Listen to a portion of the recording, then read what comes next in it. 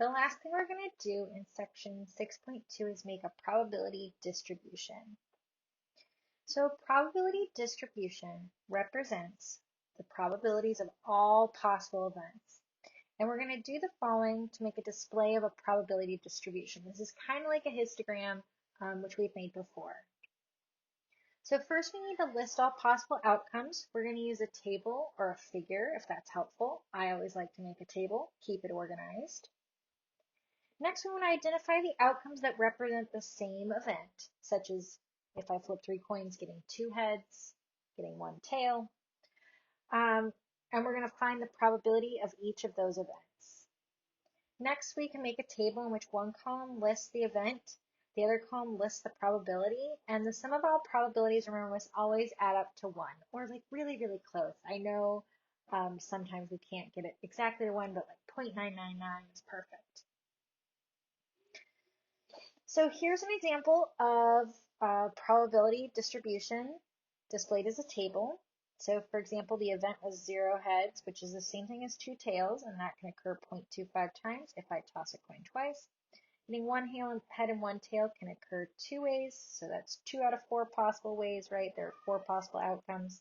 And getting 2 heads and 0 tails can occur 1 possible way, and we draw that as a histogram. So let's go ahead and make a distribution, but this time instead of flipping coins, what we're going to do is we are going to roll 2 dice. So here are the outcomes of the possible sums for rolling 2 dice, right? I have the possible outcomes of getting a sum of, when we're looking at the sums, so I have the possible sums of 2, 3, 4, 5, 6, 7, 8, 9, 10, 11, 12. Those are my possible sums. The only way I can get a 2 is one way. The only way I can get a 3 is 2 different ways. I could roll a 1 and a 2 and a 2 and a 1. The ways I could get a 4 are going to be 1, 2, 3. The ways I could get a 5, that's 1, 2, 3, 4, and I'm crossing them off just so I count them. The ways I can get a 6 are 1, 2, 3, 4, 5.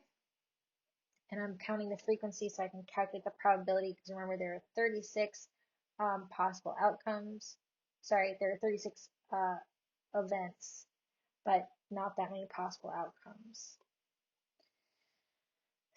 The ways I could get a 7, that's 1, 2, 3, 4, 5, 6. Ways I could get an 8, 1, 2, 3, 4, 5. Ways I could get a 9, 1, 2, 3, 4. 3 10s, 2 11s, and 1 12. So that means the probability for getting a 2, or rolling a 2, would be 1 out of 36. Probability of rolling a 3, 2 out of 36. Probability of rolling a 4, 3 out of 36. Probability of rolling a 5, 4 out of 36, and so on and so forth. And I'm not simplifying these fractions just because I think it's easier to graph when they all have the same denominator. But you totally could, or convert them to a decimal, whatever is your favorite way. So let's go ahead and check our table.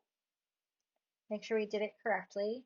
So what I want us to do now is I want us to make a probability distribution. So the sums are going to be right here, the sum of 2 dice, and our probability is going to be over here. We've got 136, 2 36, 3 36, 4 36, 5 36, and at most 6 36.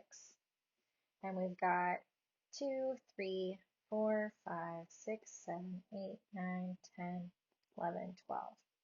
The probability of rolling a 2 is 1, 6. Probability of rolling a 3, 2, 6, 4, 3, 6, 5, 4, 6, 6, 5, 6, 7, 6, 6.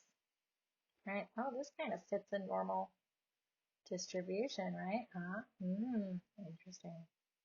Probability of rolling 12 is 1. So this is how we'd make our probability distribution given our data. I do have included a lovely sketch of a much more nicely generated probability distribution. Next, let's take a look at Then make a probability table. So that'll be our probability, not frequency. Sorry about that. Distribution for the number of heads that occurs when 3 coins are tossed simultaneously. So our options are 0 heads, 1 head, 2 heads, or 3 heads, because we're only tossing 3 coins. We go ahead and look at all possible outcomes. I could get all heads, I could get 2 heads, I could get all tails. This is a pretty familiar example by now. I could get 2 tails. Okay, how many ways are there of getting 0 heads? Well, that's only 1, which would be 1 out of how many possible events? 8, because we've got 8 possible events. Our outcomes, though, are only 4. I've got, how many ways could I get 1 head? That's 3 out of 8. How many ways could I get 2 heads? That's, again, 3 different ways out of 8. And there's only 1 way I get all heads, which is 1/8. So here's my lovely table, but I didn't write these as fractions with 8s. So we can go ahead and make a distribution, right? This would be our number of heads.